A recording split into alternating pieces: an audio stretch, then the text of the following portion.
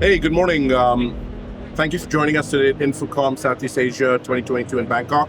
I have the pleasure here with Matthew Dayton, who's the Deputy CEO at Vega Global, one of our key Teams Rooms partners. So, Matthew, welcome. Yeah, thank you. It's great to be here. And here we are in Bangkok. Yes, finally, right? It's been a couple of years.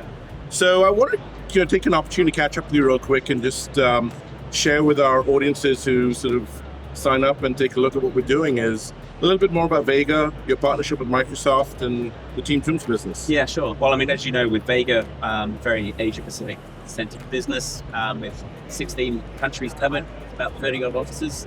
So all the major cities where people operate, we've got coverage.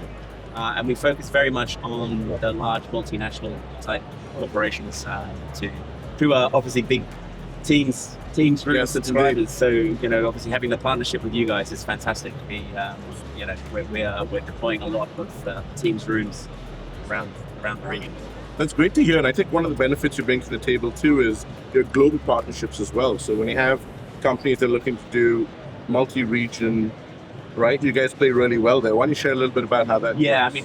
You're absolutely right. And we've got partnerships with some of the major system integrators in the US, and actually we have a sister company in Europe as well. So when we're talking to those large multinationals and they're looking for that as close as you can get to a single vendor experience, we're very well appointed to support them. And that's so critical because they do want that, one throat to choke, so to speak, right? And it's really good to see that Vega can offer that for us. And actually one other point on that is quite often get key decision makers these days who are either based in places like India or Singapore, as well as teams in Europe and the US. So we get to interface firsthand with a lot of the key decision makers within those corporates that are deploying projects in the US and in Europe.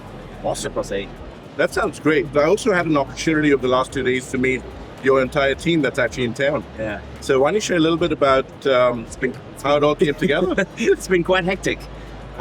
Look, obviously on the back of COVID and the world now starting to open up, we really thought coming to this show and bringing all of our senior leadership and our country heads and sales heads here into Bangkok to sort of do an alignment and strategy meeting. We just thought it was too good an opportunity not to take. So we've got over 70 people here in Bangkok. The last 2 days, we've had everybody in the room. Obviously, you were there. You had the honor of being, we're saving the best till last. And actually, to be honest with you, I got a lot of really positive feedback from you getting us up out of our seats, energy moving.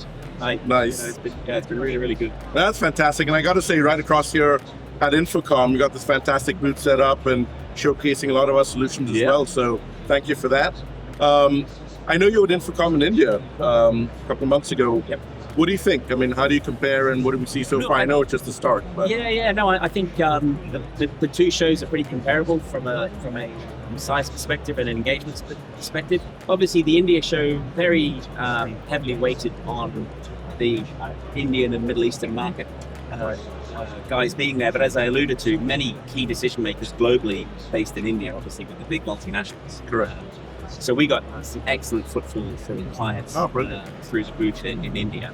And obviously, in some of the lead up to this with our clients that we're talking to, they kind of see, everybody wants to come to Bangkok for business. Correct. So we're kind of pretty optimistic that we're going to get some pretty good footfall here. Awesome. Yeah, we're looking forward to that as well. And I think, it's been really positive to see the momentum that we see, and it's sort of interesting that you sort of talked about bringing your team together and having that in-person connection.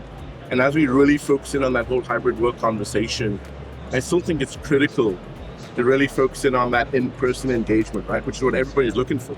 Look, we all know the technology has moved a lot dramatically in the last couple of years on the back of COVID, but nothing beats a face-to-face engagement. But what we do find is that we'll have this face-to-face engagement now, but it will mean that the next 6 to 12 months, all my team members will have had that direct connection either with you and your teams or major partners or just their own colleagues. Yeah. And that bond stays longer, the better the video conferencing experience is, right? 100%. So obviously every 6 to 12 months we need to reconnect breathing Agreed. each other, but having really strong platforms makes such a massive difference. And honestly, I've been doing this for many, many years and really noticed it during COVID when we didn't get this opportunity, that my teams diverged.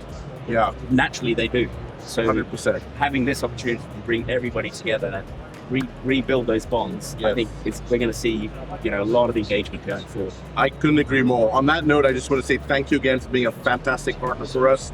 A lot of opportunity ahead, and as we look at the sort of new way of work, I think us being able to deliver that immersive and inclusive experience will really count. So Oh, yeah. thanks again. Yeah. And Thank you, mate. Appreciate it. Looking Look forward to it. Cheers. Thanks, everybody.